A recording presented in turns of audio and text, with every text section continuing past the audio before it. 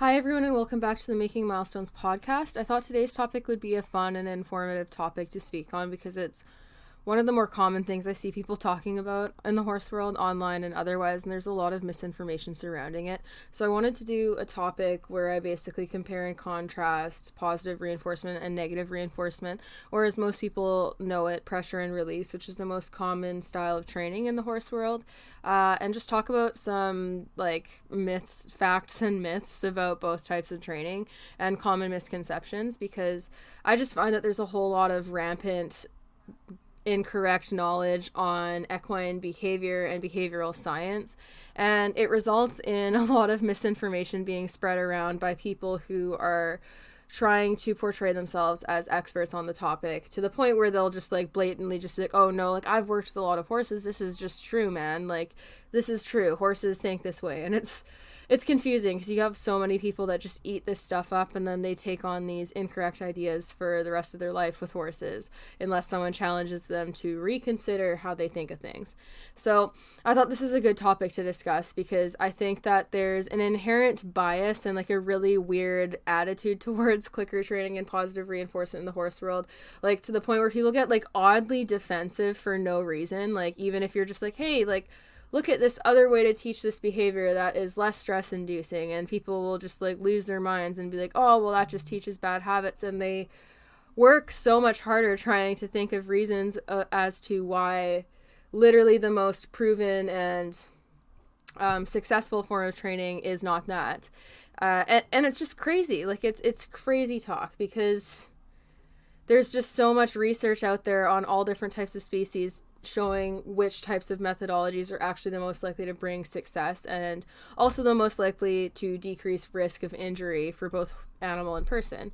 So it's so interesting to see the attitude surrounding this, because it's coming from a place of complete ignorance. And I don't think that most people are even necessarily aware of how ignorant they are on the topic, which is the sad thing. But it causes a lot of unnecessary arguments in the horse world, and also a lot of problems with how people handle their horses, because there's just such a pervasive lack of understanding of how the methods that they are applying actually work and affect the horse. And when you're training, you do need to be aware of how your methods are actually working, because if you don't understand the reason why pressure and release works, or the reason why positive reinforcement works and how reinforcers work, you're going to be really limited in actually training well, because you don't actually understand what you are doing.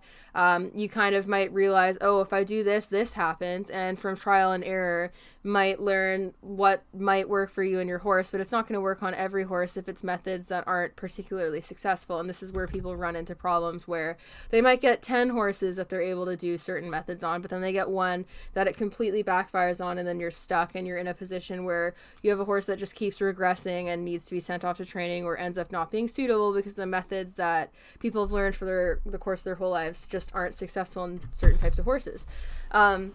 And this is why, for troubleshooting purposes, being aware of how your methods work and any of the fallbacks and pros and cons of them, that'll help you avoid potential disaster, and it'll also help you troubleshoot when things don't go properly. But since we're not really instilling these values into riders and actually teaching them how to think critically, we have a lot of people who have been made completely and utterly reliant on self-proclaimed professionals in the horse world, because they can't think for themselves. They just parrot what their trainers have told them, and believe it blindly, even when there's the absence of evidence on their side, or even when there's overwhelming evidence on the other side showing why it's perhaps not the best idea, or even when other people try to explain it to them thoughtfully. People get so stuck in their ways because they're taught by people that they really trust that certain things are okay.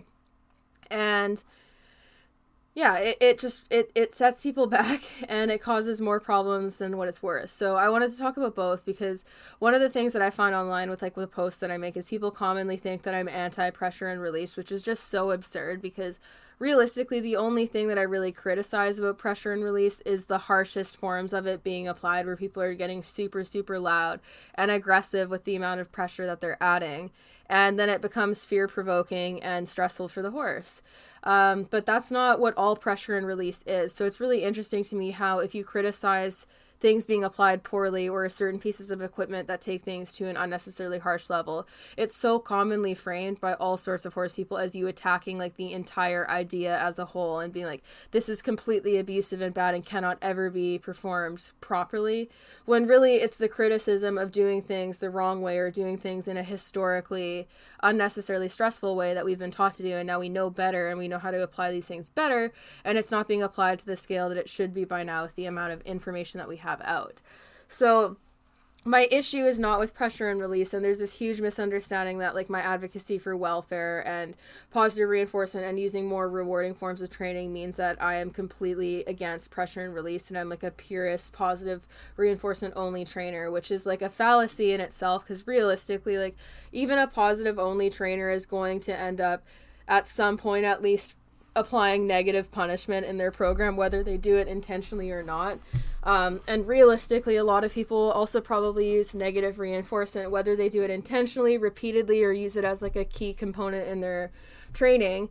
There's probably going to be instances where this happens. And even with positive punishment, which a lot of people don't want to do and are swaying away from because of the welfare implications, positive punishment is the addition of an unpleasant stimulus to discourage a behavior. So usually with horses, this is like hitting, smacking, yelling, like backing them up, chasing them in a circle, so on and so forth. A lot of people are swaying away from this because there's a lot of follow behaviors that can occur. But even with positive punishment, you can accidentally positively punish your horse without intending to. For example, your horse approaches you while you're turning and you accidentally elbow them in the nose. This is going to have a punishing effect, even though it was not at all intentioned to be that way, or intended to be that way. You did it by accident, but it'll still have a punishing effect. And of course, that's not occurring in training, so it's not really an indicator of the training program. But my point is that you can't really be purist anything in behavioral science, because at some point, whether you intend to or not, there's going to be other types of things at play within your training program, be it like negative punishment, which is the removal of something pleasant to punish a behavior, which means making a behavior less likely to reoccur, or pressure and release, which is negative reinforcement, the addition of an aversive stimulus to make a behavior more likely to the removal of an aversive stimulus to make a behavior more likely to reoccur. And then positive reinforcement, of course, is the addition of a pleasant stimulus to make a behavior more likely to reoccur. So all reinforcers by nature reinforce a behavior, which means that it makes it more likely to reoccur. So with this in mind, like reinforcers are key in training, and they need to stay and remain in your training program in order to keep behaviors to continue occurring. Like you need to continue to reinforce in order to upkeep the behaviors that you're training. And this is one of the main arguments that I see against positive reinforcement, where people will go like, oh, well, like, what if you run out of treats, then what? And it's like, that's as stupid as saying, what if you run out of pressure? What if you can no longer use pressure on your horse? And if you say that to people who train with pressure and release, they get really defensive and they're like, well, like, obviously that would never happen. Like, I always have pressure. I always have my tools. And it's like, okay, great. If you can always have like your bridle, your reins, your saddle, or yourself, or a whip, or a rope, or whatever on hand to train your horse, and you recognize that it's a necessary component of training to have that, or even just like your body adding pressure and release, you recognize that that's necessary for training and you need it to continue reinforcing behaviors and have the behaviors stick, then it should not be hard to wrap your head around the idea that someone who's using positive reinforcement will be motivated to have some type of positive reinforcer, be it food or tactile scratches or something the horse likes, to reinforce a behavior even intermittently. But here's the comparison that I wanted to draw between pressure and release, negative reinforcement, and positive reinforcement, just to help people to understand how it actually works with positive reinforcement and how kind of similar it is to negative reinforcement, in the sense that you're gradually building duration and gradually shaping a behavior to becoming one that is more than the behavior that you're starting with. So for example, with negative reinforcement, when you're teaching a horse to move forward under saddle and move off of leg, initially when you're shaping the behavior of like teaching them that leg pressure means go forward, you're just teaching them leg pressure means go forward. When I put my leg on, you're going to go forward. But eventually, as they become more schooled, pulled, leg pressure can mean go sideways. Leg pressure can mean like go into the bridle a little bit more. Leg pressure can mean pick up your canter. Leg pressure can mean a number of different things, and you're teaching them all of these nuanced cues that have slight variations, but all stem from the same initial cue that you've been teaching using pressure. And when you're starting a horse under saddle for the first time, you wouldn't get on them and put your leg on and expect them to do a side pass or leg yield over to the rail or pick up their canter perfectly, because they haven't learned it. And you wouldn't expect them to do the full scope of the behavior immediately because you haven't shaped that behavior yet. The same applies with positive reinforcement. So when you're rewarding for behaviors, in the beginning, you have to reward way more frequently, just like with pressure and release. In the beginning, when you're teaching your horse how to move off of leg and you put that leg on, you'd want to remove the leg if they even take one step forward, or even if they shift their weight forward, because that's a step in the right direction of the behavior that you'd want to teach. So you're not going to wait for them to do a bunch of things at once, because it would be frustrating. Like if you're doing training well, that is, because it'd be frustrating. You don't want to put your leg on and expect them to jump right up to a trot when you first sat on them and they basically don't know anything. You want to put your leg on, ask for basically one step at a time, and remove the pressure immediately as they start to make that move. With positive reinforcement, it's the same thing. When you're teaching behaviors, you want to reward every little step towards the behavior that you're trying to shape. But then as they get it, your expectations can increase. So while you might be training, let's say you're target training your horse, or you're training them to follow you and step forward with you when you take a step. Initially, you might be rewarding them every step they make, or even when they just shift their weight forward and like are thinking about walking with you, you might click and reward that. But as they start to get it and follow you and step with you or follow the target, then you might start waiting until they offer you like 5 steps before you reward them. And then eventually it'll be 10 steps, or all the way around the arena, or so on and so forth. So you're gradually building the duration. So while you're still using food to reinforce the behavior, it's not being used at the same frequency as it is when you're training the behavior. You use it for maintenance, to maintain the behavior over time, not for training over all these little steps. So the duration gets longer and longer, and then you're not rewarding as frequently. So even though you're still using the same reinforcers, you're not using them as frequently, so it's not a situation where it's like, oh, well, what if you run out of food? Because something like that is as absurd as being like, oh, well, like, what happens if all of your tack went poof and your horse and you were just in the middle of nowhere and you had nothing to control them with by using pressure? A lot of people don't consider what they would do in that situation, because it's not a very realistic situation that they have to consider. And on top of that, when you train horses using positive reinforcement and the behaviors stick, they're not just doing it for the food. They learn to have a pleasant association with the behavior itself. So they're not always doing a behavior expecting an immediate reward, because they've been trained to develop duration. They know the cues. They know the behavior, and then they're offering the behavior, and they have a more pleasant association with it because of how it's been conditioned, and they're not always expecting that reward once you've built that duration.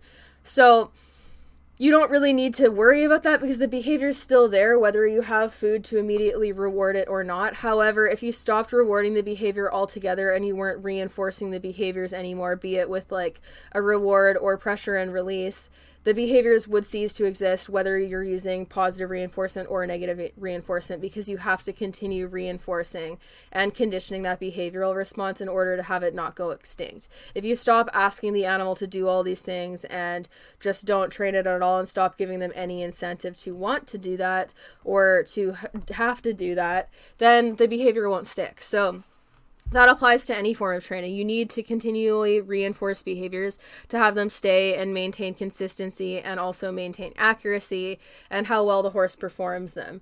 So that's something that's applicable to both pressure and release and positive reinforcement. But I notice a disproportionate amount of criticism towards people who choose to use rewards-based training and clicker training from people who use traditional methods, because they like to try to poke holes in the logic of literally the most scientifically proven training method that is available to us, by claiming that there's some there's some weakness, that if you don't have access to food that you're going to crash and burn, when really it's just a different thinking process. Because most of these people in traditional programs aren't considering the idea of like, oh, what if I don't have X piece of equipment that I use to ride my horse and have never ridden them without? Like, do you realize how many people would be screwed if they couldn't ride in a bridle anymore and they had to do a neck rope? Their horses wouldn't listen. And if you said, oh, well, what if you didn't have a bridle anymore? They'd get super offended, and they'd probably start getting heated at you, because they know damn well they can't ride their horse without a bridle, and they don't want to have that argument, but then they're willing to do that to other people with their training when it's completely illogical. So I think that's a good way of considering it if you're wanting to learn like how pressure and release works versus how positive reinforcement works. With both, you gradually build duration. You're not just throwing the behaviors at the horse at full intensity.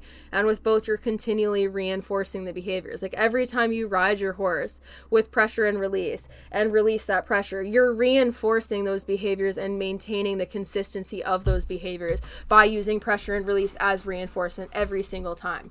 And that's something that you have to do to maintain them. If you stopped taking pressure off and you just kept it on the whole time, your horse would not respond the same way.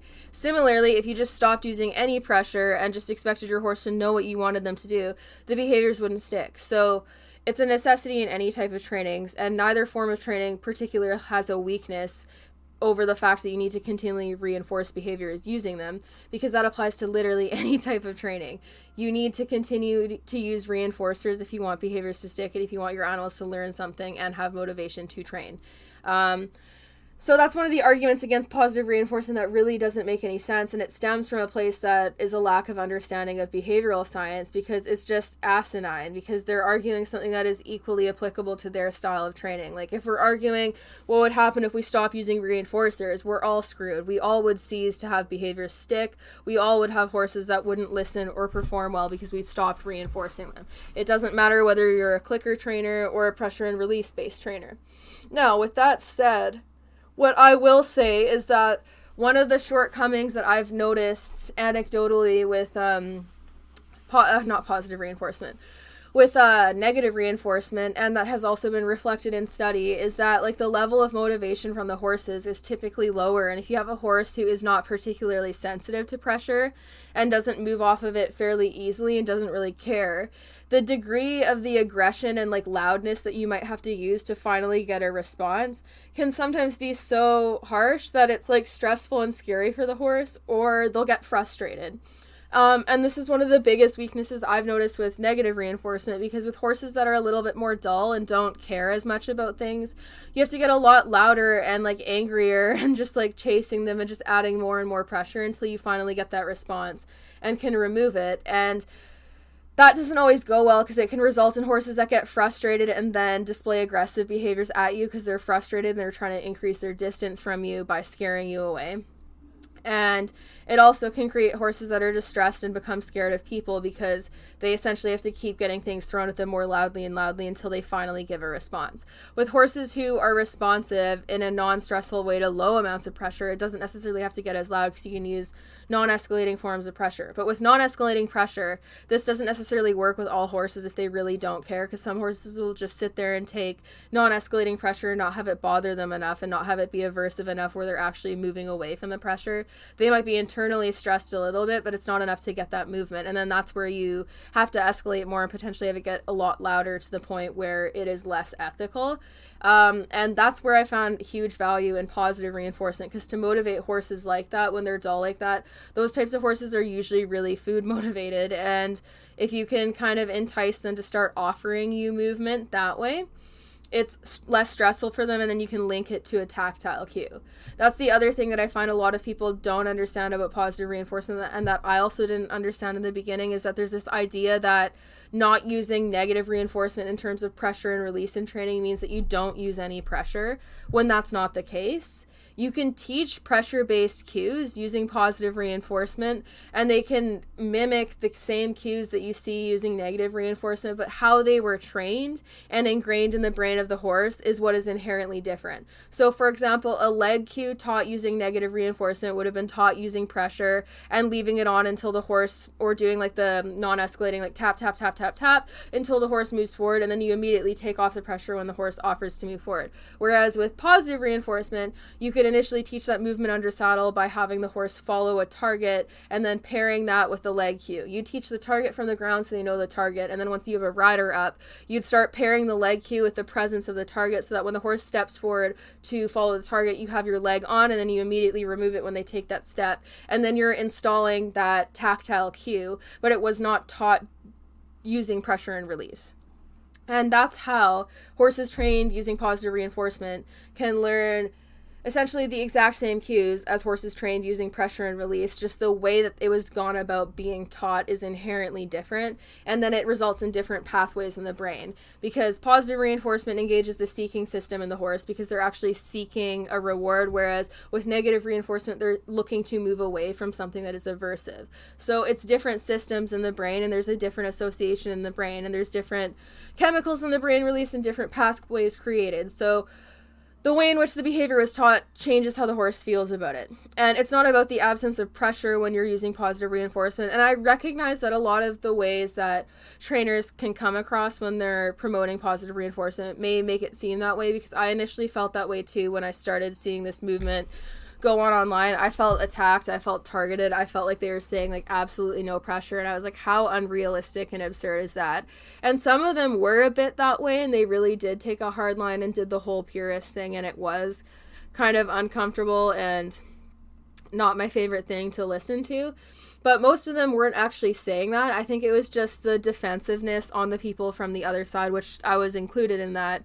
You read it in a defensive, like you read it in an antagonistic voice because you're already defensive, because it's questioning beliefs that you've had ingrained in you from childhood and really believe, and you don't know other ways of doing things at this point. So you can't really actually comprehend the full scope of the situation because you're uneducated and you can't consider all sides. And that's not an insult. Like, I'm speaking for myself in this regard too, because I didn't fully understand it, and it led me to perceiving things differently than how people actually meant them.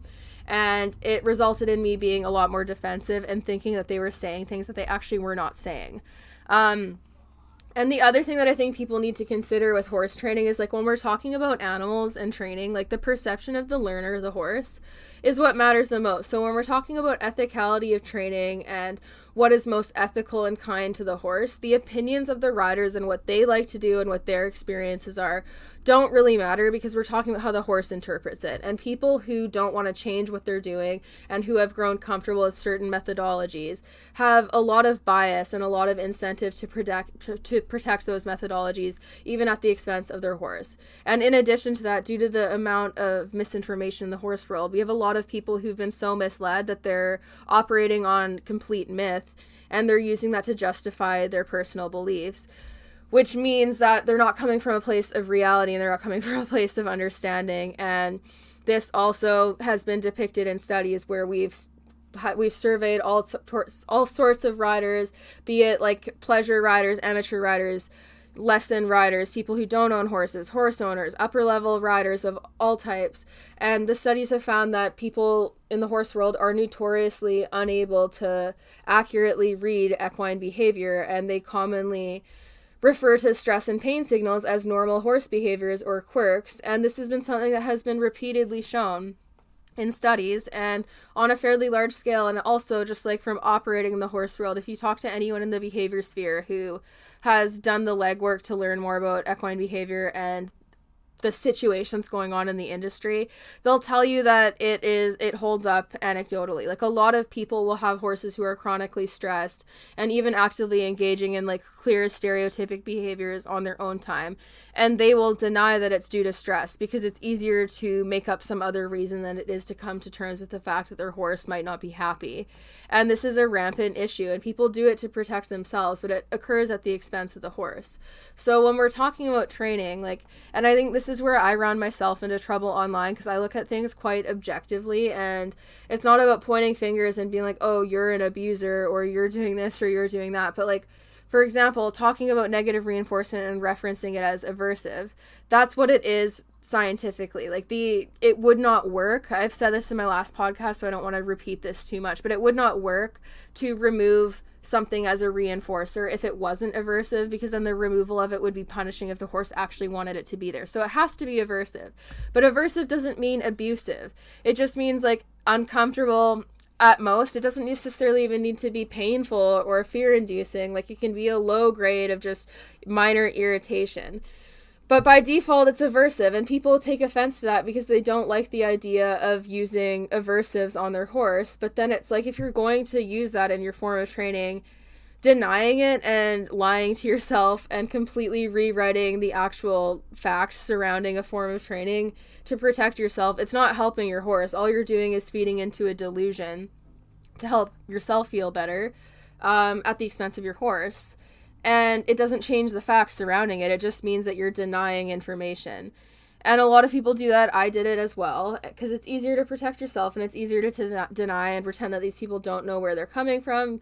But there's significant research, and since that it's something that touches on so many more species than just horses, and like it's been tested on similar species to horses, but also all different types of animals with similar results, it's pretty profound, the information that there is to support using rewards-based methods to motivate animals. And the reason why I'm so passionate about speaking on this type of stuff is because it's still so frowned upon in the horse industry that I think we've largely left untapped the potential horses actually have, because our entire relationship and basis with them is based on making them do what we want and forcing them to do what we want, and not really considering their comfort and well-being to the fullest degree.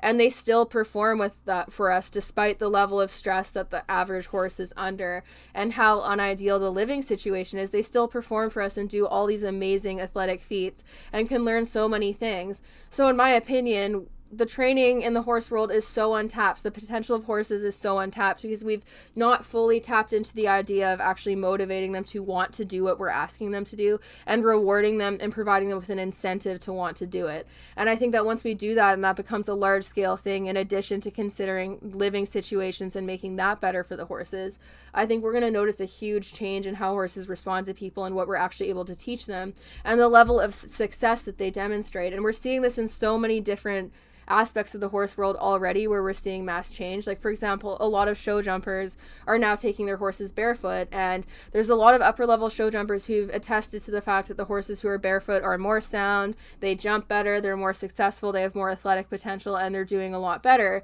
And we've seen similar trends with people who have started to use positive reinforcement or reconsidered living situations to provide horses with more of a herd lifestyle. They've seen these same improvements, and also those improvements are depicted in study. So realistically, the stagnation for like learning is largely related to the average horse person just not wanting to believe the facts surrounding it until someone who is high profile enough in the community and doing enough cool show things to impress them says that it's cool enough and that they should try it, or until enough people change and decide to do these newfangled things so that people finally decide to consider whether or not it's worth them trying it.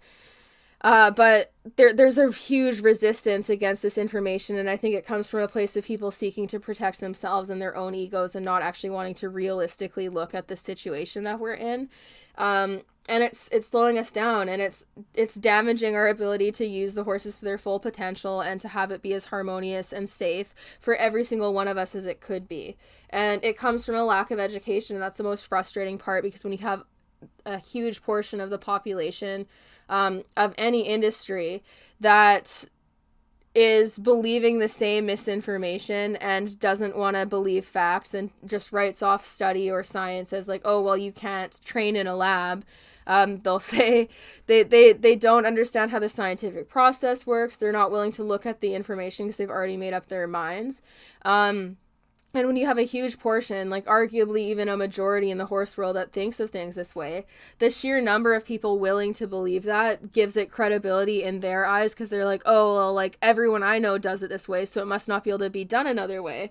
And then the more exciting forms of training that cause horses more stress or get them to do more things immediately typically get more airtime, so you don't see as much of the newer ways of doing things getting as much attention as they should, because people are trying to bury them because it makes them uncomfortable. Like, I don't know, even within the last 2 or 3 years, I had so many people tell me I was stupid and didn't know what I was talking about when I was talking about the whole barefoot thing and saying that more horses could go barefoot, because I didn't used to feel that way, and I was very much like a shoe person. And I said that, like, even upper level horses could go barefoot a couple years ago, and I had a lot of people argue with me and just call me stupid and be like, you've never competed at that level or worked with horses of that caliber, so you know nothing, like, you're speaking out your ass, and just, like, insulting me because I'm not competing or riding at that level or working, like, with horses who are, I guess. And it was very degrading and elitist, and kind of just weaponizing the fact that I don't have the revenue to show at those levels and be like a part of the community in the same way as other people who have access. And then 2 years later, or like a year and a half later, we have the Olympics, and the horses who are winning at the Olympics in show jumping are all barefoot, and so many other trainers in show jumping coming forward having transitioned their horses barefoot. And you don't see these same people saying those things anymore, and you don't see them admitting to ever having said those things, because now they've kind of had to eat their words and pretend that they were never said. And this is why I like to talk about my past mistakes as well, because I like to own up to where I've said stupid things or believed in stupid things that have ended up being untrue, because that's kind of part of the learning process. Like, you don't know what you don't know until you know. And it's more of a weakness to continue doing the wrong thing for years to protect your ego, just for that, than it is to admit when you're wrong and change, even if you've done things wrong for quote unquote too long. Like, it's better to stop doing things when you find out than it is to just keep doing them in fear of admitting that you've made a mistake. And I find that a lot of horse people fall in the lane of not wanting to admit that they've ever made a mistake and viewing it as a weakness to admit to that. And then this ego leads to a lot of mistreatment of horses and a lot of justified mistreatment of horses. Because the other thing that I think that people need to recognize and admit to themselves about horses is that, like, historically, horses have been work animals. They've been work horses. We've used them for transportation. We've used them for war. We've used them for farm work. And it's only really been in recent years that they've started to be like a luxury animal and an animal used for sport and competition. And like a pet. It wasn't like that before, because they were needed as work animals. And that intended use really shaped our treatment of them, because it was about what was practical for keeping them in good enough shape to continue their use, keeping them usable, training them how to be usable easily and efficiently, and also using the knowledge we had about them at the time, which, again, like, our relationship with horses is largely based in just getting them to do what we want them to, and not really about motivating them and rewarding them, because for many, many years, the assumption was that horses aren't that intelligent, and we're now realizing how wrong that is and how many things that they can actually learn, and how highly intelligent and, like, empathetic and emotional of a species they are. People didn't believe that. They thought that horses couldn't feel things. They thought that they didn't have emotions. They thought that they were big, dumb farm animals. And that, along with the fact that they were work animals, was what was the mindset behind a lot of the equipment that we've created for them and a lot of their intended use. And I think it's ignorant for any horse person to assume that, like, the horse's welfare and the horse's comfort has been at the forethought of our use of them for all these years, because it hasn't been. Like, human convenience has been, keeping people alive, keeping horses able to be used and do things for the tasks we ask them to do have been. But since horses are so stoic and also good at masking pain, and they have a lot of subtle stress behaviors that we weren't aware of until more recently, it was a lot easier for people to just ignore how horses were actually feeling and not be aware of how the equipment impacts them, and then also write their own dialogue of how the horse feels about certain things based off of how the person thinks the horse feels, which isn't really based in the reality of how horses actually feel, and depict their behaviors. And some people could say that, like, behavioral science research of horses is humans' perceptions of how horses feel, which, sure, technically they're writing the perception of the horse based off of research, but it's hours and hours of watching the horses and testing things while they're testing, like, blood cortisol samples and actual, like, actual, like, chemical markers of stress and other things, and just watching, like, what happens before and after horses exhibit a certain behavior, which allows them to link certain behaviors to certain emotions and feelings pretty reliably.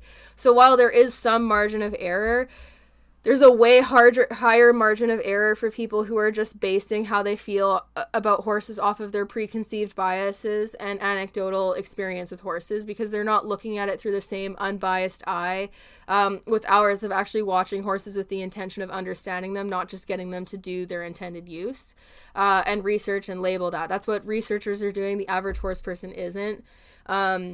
And the average equestrian also has motivation to relabel stress behaviors as being something else, because admitting to them for what they are would potentially change how they feel about their sport and their use of the horse. So now that we've started using horses differently and becoming more conscious of their emotions, to a lot of people it can feel like it's like some hippie movement where, like, people are making things up and taking things to an extreme.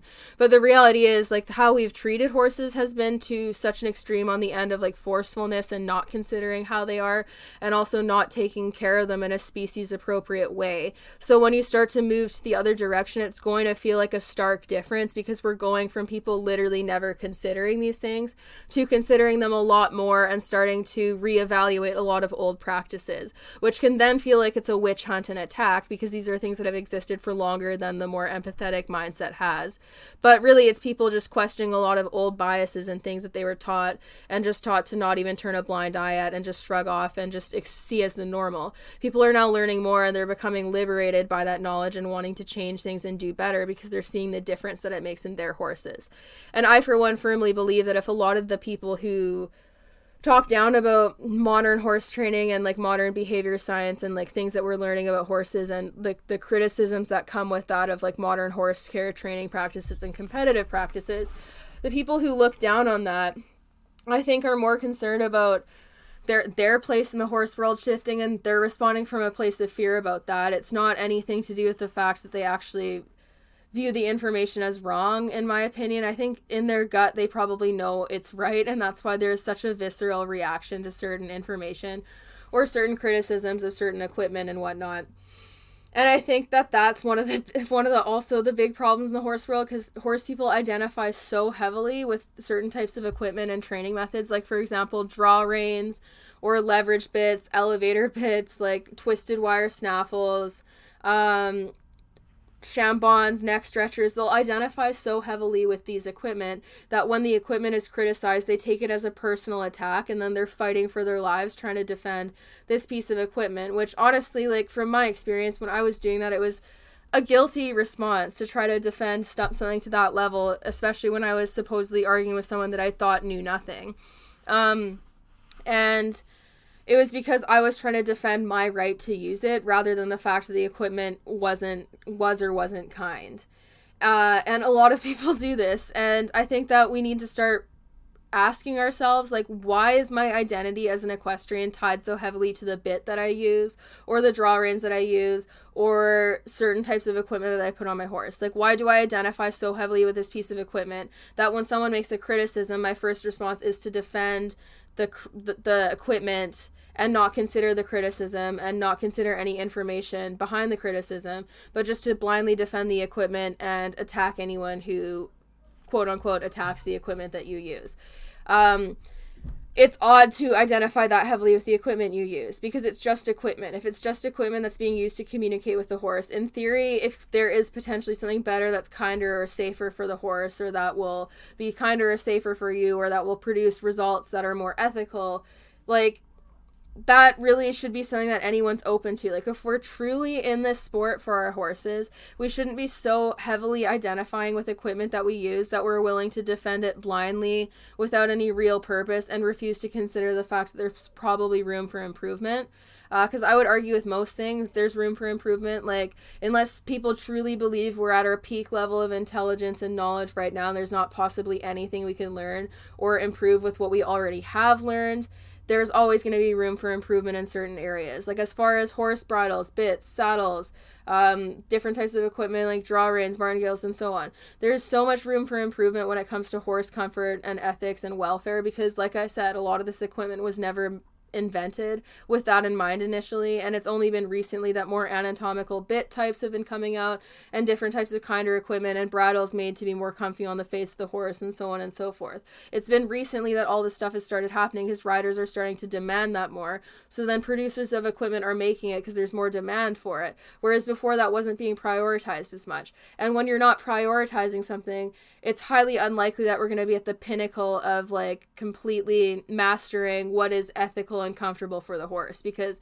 it's only been something we've recently started considering, which means that there's a lot of room for further research and improvement of all types of equipment and horse care and training. And there's always going to be. And here's the thing, like with my training, like if I end up being wrong and research comes out that says positive reinforcement sucks and that negative reinforcement is better and more ethical, I'll eat my words at that point. But until there's actually incredible information heavily pointing that to that side, there's no reason for me to believe that or stick to my guns on that side, on the off chance that enough information comes to counteract the information we already have on the other side that is so credible. And the same goes for my feelings about equipment. Like, saddles, bridles, bits, etc. Like horses don't really like I live by the mind that I don't really think horses actually like any of this equipment. Like even wearing a halter, I think horses are indifferent to the halter itself, but they might like what the halter predicts. Like so for my horses, when I catch them, usually it predicts going to training and getting rewards or getting to go do something interesting or going for a walk or something. So they like the halter because they know that it predicts something that they find exciting. Do they actually like get joy out of wearing the halter itself? No, probably not. Would they prefer to be living without a halter on? Probably, because having one on all the time, they tend to sweat under it when it's hotter and it's not as comfortable. And that's a halter. A halter is not particularly aversive or anything, but they're still indifferent to it. And then when we get to talking to bits, again, this is not an argument against bits. I still ride horses in bits. I've really changed the types of bits that I'd be willing to ride in over the years because I used to ride in grotesquely harsh equipment. But with that said, like, I don't think horses like bits. Like I said, at most, I think they're indifferent to them. At most, I think they tolerate them. I don't think they get any explicit joy specifically from a bit. And if they do, it's going to be a short-lived joy where they might want to pick one up and chew on it and, like, flail it around like a toy for a little bit and then drop it if they fully have the choice. However, they can learn to like the association with the bit. So if they learn, hey, when I get to go wear a bit, I get to go on a cool trail ride with my friends, or I get to go cut cattle, or I get to go do something that I find otherwise enjoyable. Then they can like the association with the bit or the bridle. But the bit itself is just there. It's just communication. It's just equipment. And like, I would also use the same thing with like dogs. Like a dog doesn't like a collar until they learn what the collar is associated with. And usually a collar means you're going outside, we're going for a walk, we're going somewhere cool, we're doing something. And then the dogs are like, oh, great, yay. And that's kind of how most animals work. Like the equipment is for the person. Like using a halter, it's to use horses within the lens of the safety of the people so that you're not just having loose horses running around, and it's for the horse's safety as well for living in like the human world. It's not for the horse's needed behavioral standards. It's to accommodate living in a humanistic world. And bits, for example, too, it's to accommodate their use with people. It's not for them. It's not for their comfort and mind, because anatomically in the mouth, like a lot of the stuff that we've made for them over the years bit-wise hasn't really taken that into account, and there's a lot of examples available in study of bit damage and stress from wearing bits with horses because of how they've been used. And because of how enabled people are in buying certain types of harsher bits just to continue amassing more control of their horse. And that means that there's no shortage of things on the market that you can just immediately have access to throw in your horse's mouth without any concern of how the mechanics might actually work on your horse, beyond like, oh, this pulls my horse's head down faster and they don't yank my arms off as much when we're jumping, so this is great for me. Most people don't really consider their equipment choices beyond that, and if their horse goes for them better under saddle, they're motivated to immediately just go, oh, my horse is going around better in this, so it must mean that my horse likes it, because they're more willing to do what I want them to do. When really, like, obedience and compliance, like, that's not an indicator of welfare or comfort, and they've actually also done studies on that. Like, horses' willingness to do things doesn't really speak for their emotions on how they feel about it, or if they're in pain or if they're anxious. So with that in mind, like, we don't really have a whole lot of incentive to try to justify equipment to the point that we do. And again, this is not an anti-bit sentiment, but I've kind of moved towards the mindset that if we're going to use bits on horses, we should really be considering like how they're made, whether or not they're anatomical to the mouth, and kind of going at it from the perspective of using like dental grade materials and using things with the mindset of like, this is going into a mouth, it's going around teeth, tongues, and other soft palates. Let's make it as comfortable as we would if we were freaking working on human mouths in the dental industry. Because I don't know about you, like, I fucking hate going to the dentist and having them shove shit in my mouth that I actually consented to having put in my mouth by simply being there. And I could also vocalize, hey, please stop, I need a break from this, and they would stop. But I still hate it because I don't have full control over what they're actually doing to me and like the equipment that's being put in my mouth from the standpoint of my personal comfort. And I know that horses' mouths are not human mouths, but I think that using the dentist as an example is a great way to kind of help people perhaps consider in their heads how it might feel to a horse to have a foreign object put in their mouth that might have mechanics that are intended to cause them discomfort in the first place, even when no one's pulling on the reins. And then also potentially have a noseband or a flash or something done up tight so they also can't move their mouth around to try to get away from that object. And even just that, even if the object itself isn't sharp or causing deliberate pain, even just the lack of autonomy to be able to open the mouth and kind of move around and maneuver it around to get more comfortable, that could induce stress in itself. Because with people, it's the same thing. Like, autonomy really brings a lot of comfort, and when you take that away, there's less comfort. So I'm of the mind that with like the equipment we use on horses, I don't think that we should be leveraging discomfort and pain on a regular basis to get horses to do things. I think that in some instances for safety, like vet procedures, or like if you're rehabbing a horse from injury and you're not allowed to give them sedatives or whatever, and you're using a chain or whatever, or even for like short periods of time when a horse is dangerous and you're working on getting them to the point where they don't need it, like whatever. But I don't think it should be as common as it is in the horse world to use really highly aversive, painful equipment to leverage control over these animals, because we far too often use their size as a reason to hurt them before they hurt us, despite the fact that there's a very high correlation with injury to humans around horses, with horses who are more stressed. And we know that harsh, painful equipment has an association of stress when it's used on horses. So we use equipment that stresses them out more, which statistically endangers us more. But horses being dangerous is also used as a reason to defend that equipment. So it's a self-fulfilling prophecy. And we're never really going to be able to prove that it's that as easily to the average horse person until they actually start to see it for themselves. And unfortunately, people who are really closed off to doing things like the modern way and starting to really consider some of the new information that's getting put out, they don't even want to try these things. They've already decided they don't work, and they'll make up excuses or pretend that they've tried positive reinforcement or science-based methods, or pretend that they've read behavior studies or studied behavior as a reason to try to lend themselves credibility and pretend they know what they're talking about, so that they don't actually have to look further into things, and they never actually try it. And if you're never actually going to try using positive reinforcement to see if it works, and you're never actually going to be around people who've successfully applied it, it's pretty easy to trash talk it, because then the only people you're surrounding yourself with are people who've already decided they don't like it and will trash it alongside you and share all the bad experiences they've had with it, rather than the good. And on the flip side, like with negative reinforcement and traditional training, like literally go to any horse show and tell me how many horses freaking out you see. Usually there's quite a lot. Usually there's quite a lot of horses that are engaging in behaviors that have the potential to be dangerous, or not listening to their handlers, or doing things that are potentially harmful to the person.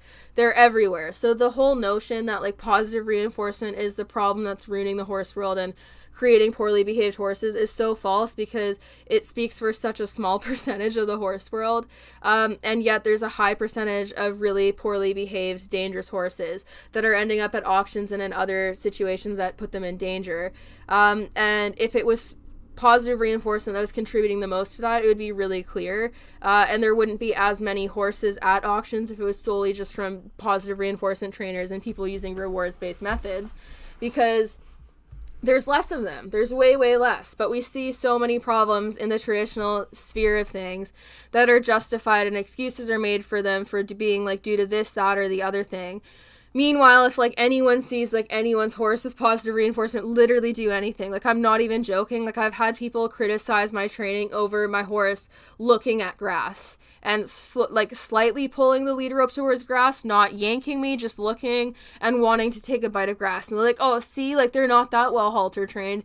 Meanwhile, they'll defend trainers who have horses that are like trying to flip themselves over because they can't tie, or need to get chased in the trailer with basically a cattle prod to get in, or have horses that are being walked in lip chains or nose chains all the time, and they view that as perfectly normal and acceptable. There's such a dissonance, and it's truly the weirdest thing to watch, because they'll defend so many forms of dangerous behaviors in horses and even use it as a reason to say that trainers are better trainers because they get more difficult horses. But as soon as they see any instance of what they view as bad behavior, even if it's generally speaking at a much more subdued level than what is normalized in the traditional sphere, it's used as a reason to discredit. And it's because they don't want to support the movement. They are not actually looking for what's truthful. They're just looking to criticize a movement that they feel threatened by. And I think more people need to be honest with themselves and try to look at where their emotions are coming from, because like that's what I did. And I'm saying all these things because I'm like very familiar with these types of emotions, because I felt them myself when I was kind of grappling with feeling like I was between two worlds, and growing up and like witnessing such mistreatment of horses being normalized and taught so many incorrect methods of teaching horses a variety of different behaviors and just riding them in a really unethical way. That's how I grew up, and that's how I was taught to handle horses. So coming from that, and then as you start to soften your methods, and then there's just more and more stuff coming out that feels like it's attacking everything that you've ever done and things that you still do, it's really hard to navigate. And I felt kind of caught between two worlds, and I felt like I was like being backed into a corner, and I felt attacked, and I responded as such often. So I can speak from experience and kind of point out where I think that a lot of this is motivated from, because I was there. And it was really only that through my like studying in school and whatnot, and being reached by professors and other people who have so many proof, like so much proof of their credentials and so many years of experience in the horse world and all types of areas of the horse world. That was really what kind of started to shift my mind, because the way that they taught was just matter of fact. They just provided you with information. You had access to a full university library's worth of studies to read on all sorts of things. So any things that I wasn't clear on, I was able to look up studies on, or anything that I was curious about, I was able to look up studies on. And it really opened my mind with just how much misinformation I had been fed. And then I kind of wanted to just keep doing more courses. So I started taking more and more courses on all sorts of different things, but mostly specializing in behavior and like welfare and like the use of horses in sport. And I kept learning more and more and more. And it was really neat, because there is just so much stuff of value to learn. And it questioned a lot of my old biases, which started to kill them. And then it was really freeing in a way to kind of, realize that like a lot of the problems that I faced with horses and a lot of the frustrations that I felt were rooted in how I was handling them. And now I've been able to produce horses that are so much quieter and well adjusted, and also motivate horses in a way where they're happier and I don't have to get as loud. And we're both just emotionally so much happier because I'm not getting frustrated. And I think honestly, like a lot of the times when I was getting really frustrated in training, I was feeding off of the horse's frustration and their anxiety, because it was so palpable in the air that like I felt it, and then I was uncomfortable, and I would redirect that frustration back onto the horse, because I hadn't been taught how to actually problem solve and troubleshoot things to the degree that I needed to. And I really didn't understand what I was actually doing in training with my horses, because I didn't understand anything about behavioral science, the application of behavior, or how horses actually learned. So I was just going through it blind, and then when things didn't work, I was more likely to get frustrated because I had no idea how to troubleshoot. And I was like, why isn't this working? I was taught that this would work. Why is it not working? And then the horse is like the easy target for the frustration, and you're honestly encouraged by a lot of trainers to take out your frustration on horses. So I guess this is just kind of a rant and like a statement on like some of the attitudes in the horse world that I think enable a lot of the abuse that we see and a lot of the problems that we see, because like the attitudes that we see relating to like the denial of science and like scientific advancement in the horse world, and just like the really stubborn sticking to tradition, those types of attitudes are behind a lot of other hateful, stubborn behaviors in the world too. So a lot of the other things in the horse world related to like elitism, racism, like transphobia and all that stuff, like it's related to the very same people denying science and denying statistics and denying the actual reality of things and creating their own reality. Because with all those issues too, there's a lot of statistics exemplifying how very real those forms of hatred are, what contributes to them, and showing that a lot of people's preconceived notions about those topics are completely wrong and based off of complete bullshit. So I think that this mindset is something that needs to be like exposed and talked about more, and people just need to be more honest with like admitting to their mistakes. Like realize that it's not a weakness. Like it's okay if you've changed how you feel about something over the years. You're not a hypocrite for doing that. If you used to ride in a double twisted wire gag last year, but this year you've decided to turn over a new leaf and want to use softer equipment, that's nothing to be ashamed of. You're not failing. In fact, you're winning by admitting that you may have made a mistake and trying to do something better. Don't be ashamed of it. Own it. And the more people that can see that happening, I think it opens the door to show people like, hey, there's no shame in trying things a new way, and sometimes it'll work. A lot of the times it'll work to get softer. And soften the way you do things, and it'll be better for both you and the horse. And there's no shame in trying to do things a new way, and there's no shame in sharing the process. Like, everyone's learning, and a lot of people lie about and hide how many mistakes they're actually making. And it's silly, because then there's this whole like pressure to be perfection on horse social media and in the horse world in general, and it's like, literally no one's perfect. So many people are screwing up on a daily basis because we're human, and a lot of people don't know what they think they know, and once they learn more, they realize, wow, I didn't know a lot of stuff when I thought I knew the most. And it's okay to be wrong. It really is. And we need to kind of get more comfortable with being wrong and sharing these things and discussing at length like how these attitudes are enabled and perpetuated, because otherwise it's not going to change. Like, it is a problem that when you criticize any type of equipment or form of training, usually the first arguments that people bring up are just related to like, oh, well, my horse is different, or like, I ride my horse this way, or you don't ride my discipline, so you don't understand. Until you've ridden every horse, you don't understand. My hands are really soft. Like, all the arguments are like, me,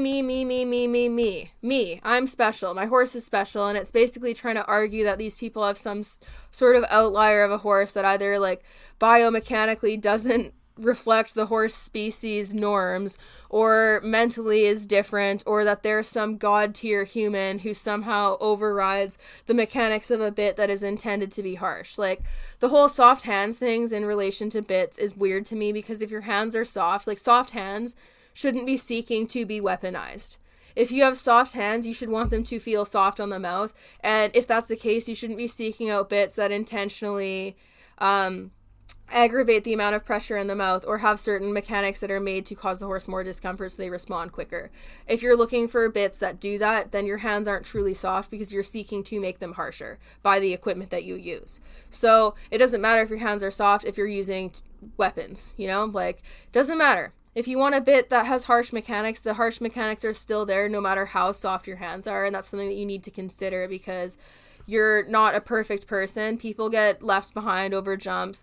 They lose balance. They have bad days riding. Their horse might spook and they can catch them in the mouth. They might fall off and their horse can step on their reins, and so on and so forth. And these are all things that you need to consider, because the reality is no one's a perfect person, and you can't completely always be out of your horse's way. So if you're looking for equipment that intentionally puts you in their way more and has higher risk of discomfort, then that's something that needs to be admitted to. And it's a very easy way out to just be like, I have soft hands, I'm special, I'm a good enough rider to ride in this. Anyone who can't ride in this ethically just sucks and can't ride. And then it takes on this whole like note of pride where like, the more harsh equipment you can use, the more proud of yourself you should be, because it's an indicator of how soft your hands are, when really it's the opposite. Because like I said, soft hands don't want to be weaponized. If you've got soft hands, you take pride in the fact that you're not deliberately causing horses pain, and you shouldn't want to seek out equipment that does that.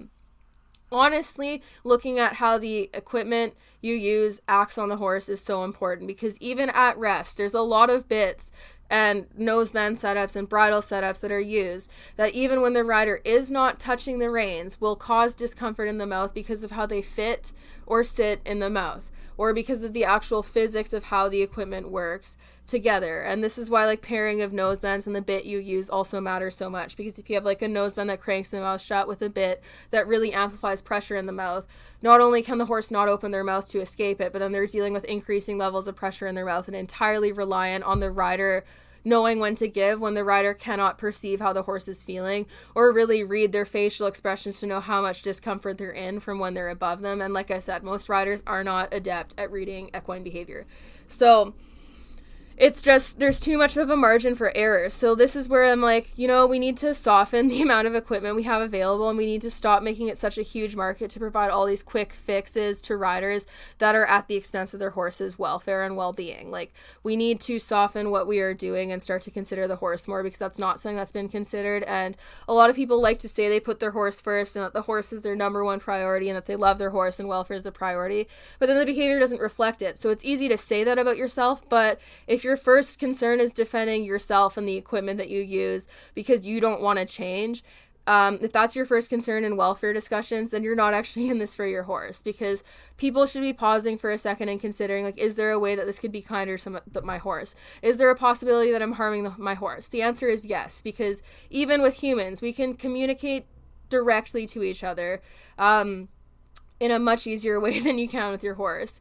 And we still hurt each other inadvertently, even with that, and cause each other harm and discomfort. And so the idea that people cannot do that to their horses, or that they're so adept at understanding what their horse wants and how their horse feels that they never make any mistakes, is just such BS. And we're holding ourselves to way too high of a like, we're holding ourselves to such a pedestal that it's just like unrealistic, because that's not what's gonna happen. Like, if we can't even be nice to each other consistently without hurting the feelings of people we care about, the idea that you can't ever do something that's not considerate of how a flight animal who's motivated to hide and mask the level of pain and discomfort they're in, the idea that we can't possibly do something to harm that without realizing, absurd. And a lot of the equipment out there, as I've said multiple times, is literally made with that intent. Like, there's so much equipment that is on the market that is made with weaponizing pressure and control, or weaponizing pressure and discomfort for control of the horse, so that riders can skip a bunch of steps and continue to ride their horses and push them up the levels without actually dealing with the behavioral or physical issues that are leading their horse to exhibit problem behaviors, like rushing fences or doing certain things under saddle that make them less manageable, like even being heavy in the bit. Putting on a sharper bit on your horse because they're heavy in the mouth, you're not teaching them the biomechanical aspects of how to actually carry their body with a rider and build the muscle to do it, so they don't need you to carry their head. You're just throwing on a harsher bit so that they just tense and that they're afraid to lean on it due to pain. Or throwing draw reins on so you can leverage their head down with a pulley system. It's not actually addressing the factors that are leading to them struggling with whatever it is you're trying to teach. It's just trying to leverage something to get it done quicker without actually getting the full scope of the result of what you're looking for, which is a horse who can carry their own body correctly, or a horse who is having rhythm and tempo up to jumps and not just like going fast and running off. It's about actually building that. And a lot of people don't want to put the time in to build that, and they think that these shortcuts actually get them to the end goal, when while they might skip steps, they might get to where their goals are, it's going to be at the expense of their horse's long-term soundness. And I truly believe that a lot of these soundness issues and behavioral issues could be addressed if people were actually training the horse and addressing the issues in their training, the holes in the training, and building that foundation better, rather than just trying to manufacture it quicker using equipment that doesn't factor in the rate at which horses build muscle or their comfort or what's best for them. It's about engineering a certain position so that the rider feels better about what they're doing and they're able to accomplish something faster. And then we've created this world of really impatient riders who are just on, like, so motivated to just get on to the next thing and do whatever the next most impressive thing is that they can flex online or in the show ring and get praised for, even at the expense of their horse. And then this quick fix mentality just enables all of this other stuff that's not good for the horse. Like, it teaches people not to care. Even the entire idea of like having people that are just basically riders, like they don't tack their own horses most of the time. They don't brush their own horses. When they're with their horses, they're there to ride, and they don't do much else other than riding with their horses.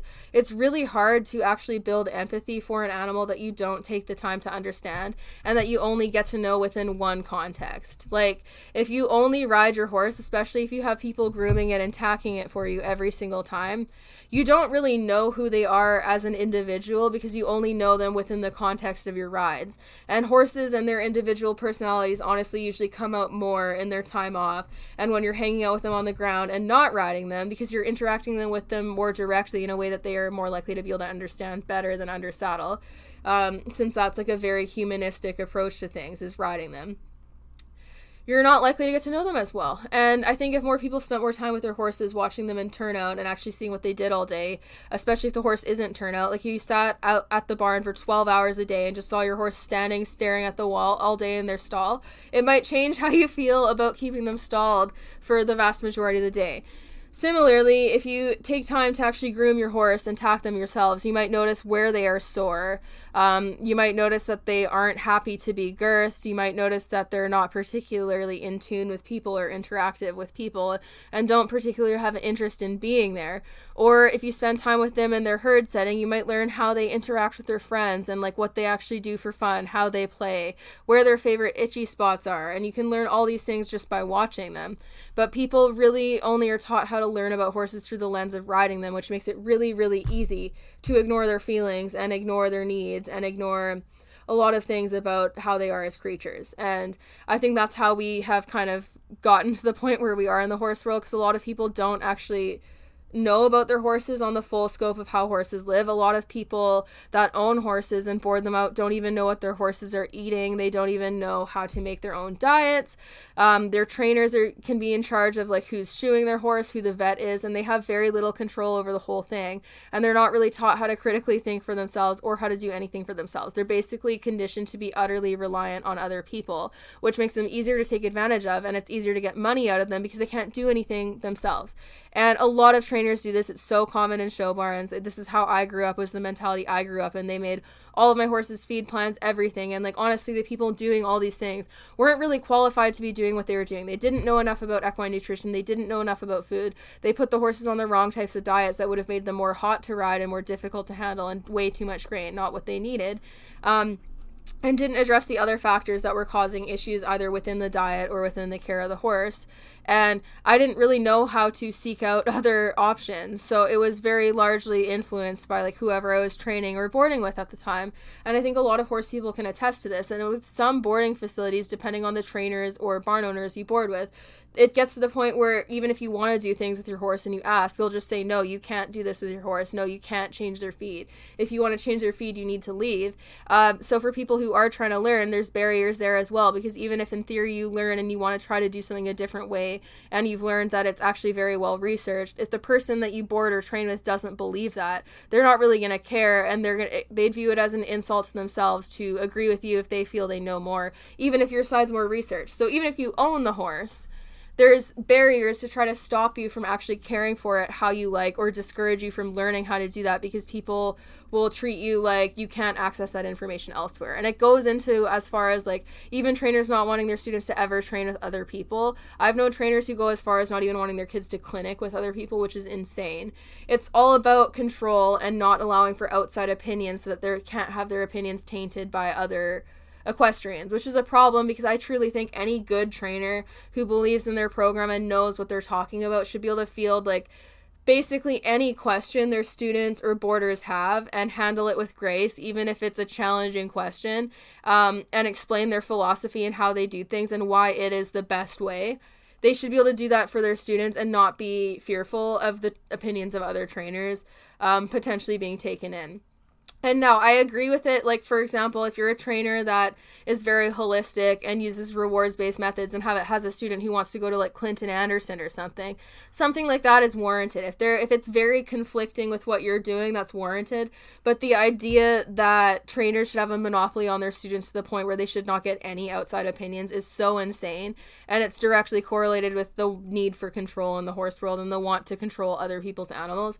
And that is so pervasive. Like, trainers and barn owners are very helpful when they're good, and they can help people who don't have the experience to do that make feed plans and take care of their horses, and they can be helpful. But when they don't help these people be self-sufficient when the people want to be, or when they refuse to consider potential other positions for training or care of the horse, if the client is open to that and wants to discuss it, or they can't at least like tell the client why they don't agree with it, then that's a problem. Like, it's all about, like, there's this weird ego thing and a lack of desire for self-sufficiency in the horse world, because I guess the idea is you can make more money if your clients are utterly dependent on your every thought and wish, which is so odd to me. But yeah, like, I think this is how we create these really brainwashed types of people who are, like, really tied to equipment and beliefs like that, because they're taught to, like, base their entire identity in the equipment they use, like, the methods their trainer teaches them.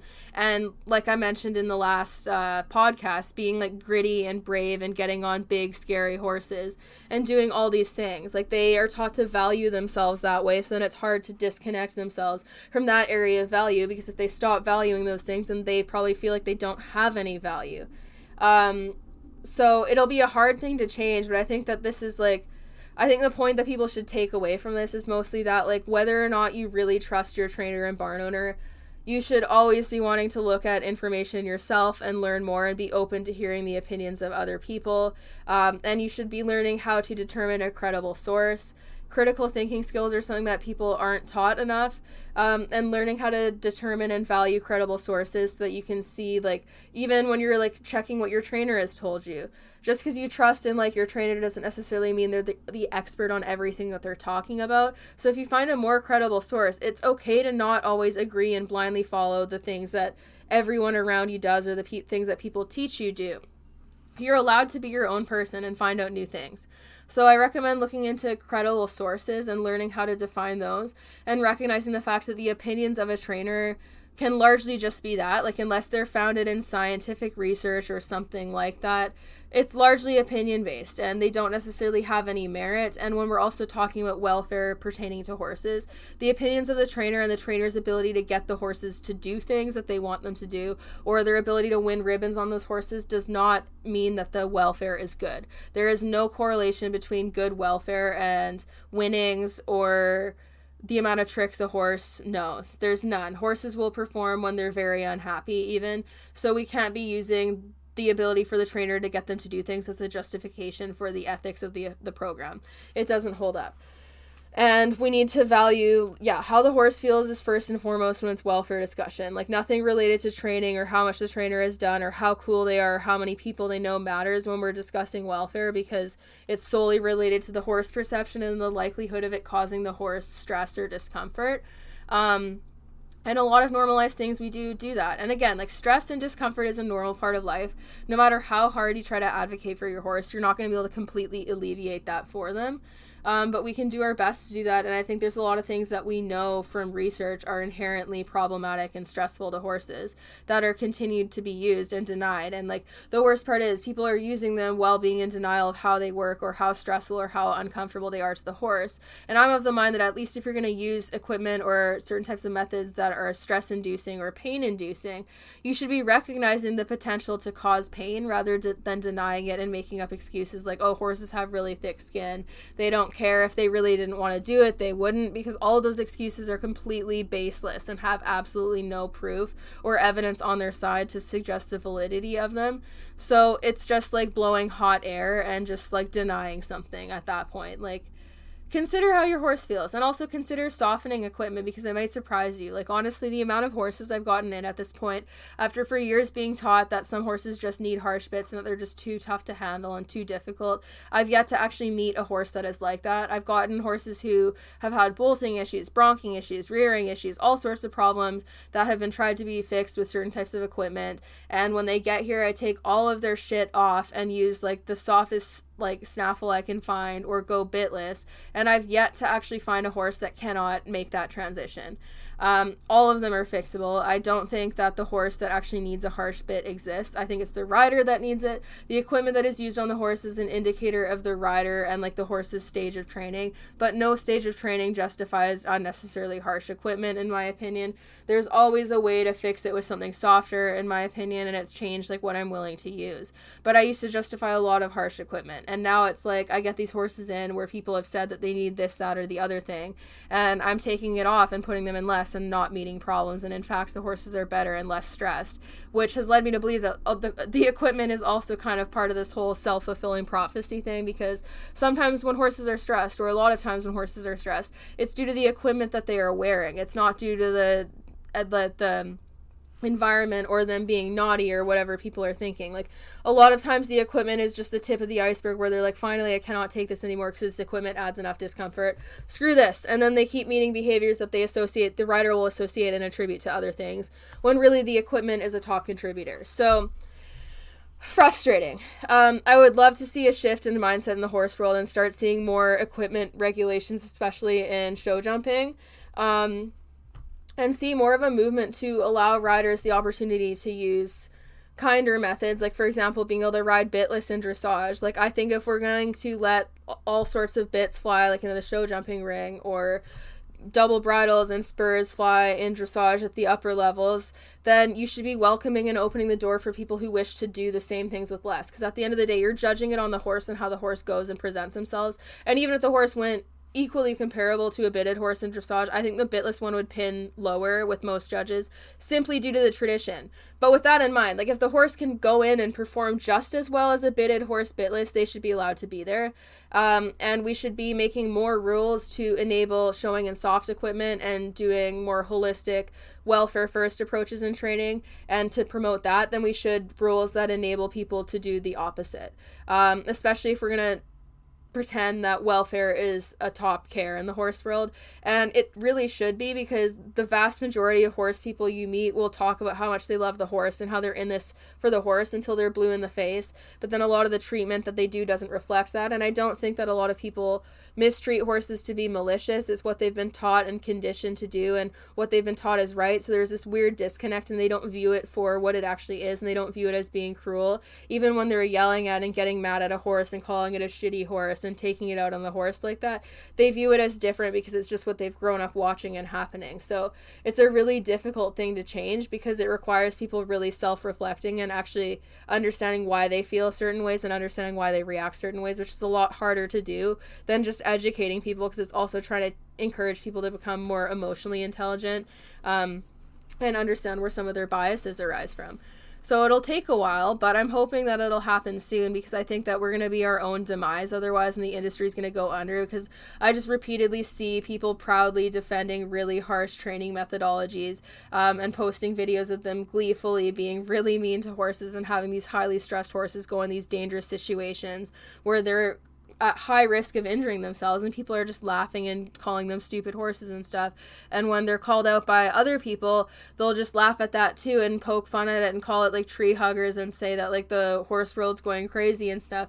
And it gets posted publicly for everyone else to see, and it makes us all look bad at it, because it makes it look like horse people just don't care, and like we're not even willing to consider how we do things and potentially altering it to be more ethical. Because like I said, there's always room for improvement, and you have to be so far up your own ass to think that there's no room for improvement in how you can do anything, and that there's like that you've reached the pinnacle of doing everything right. Because I don't know, the average horse person, no matter how well their horse is cared for, if they're being honest with themselves, they can probably identify at least a few areas where the care in theory could be better. Because honestly, like, unless you're literal like the god of horses, there's probably going to be something you can do better, even if it's a little thing that in the grand scheme of things doesn't matter that much. Like, even if you're doing the best you can, there's probably things that if you looked at it and you broke it down and were like, if I moved to some bigger plot of land in this ideal temperature or whatever, or completely redid the drainage on my property, my horses could be happier. And those things might not be realistic to do immediately or ever, but like in theory, there usually is something that could make them happier if we're being honest with ourselves. But a lot of people are not.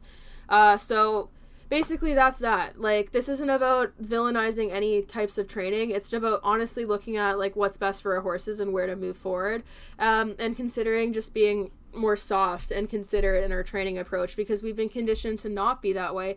And it's been a natural thing largely because like horses are work animals. We haven't really had to consider their feelings, and it hasn't been something that's been historically considered. So it's normal for all of us to kind of be in this state of being where we're not actively considering that, because that's what we've been taught to do.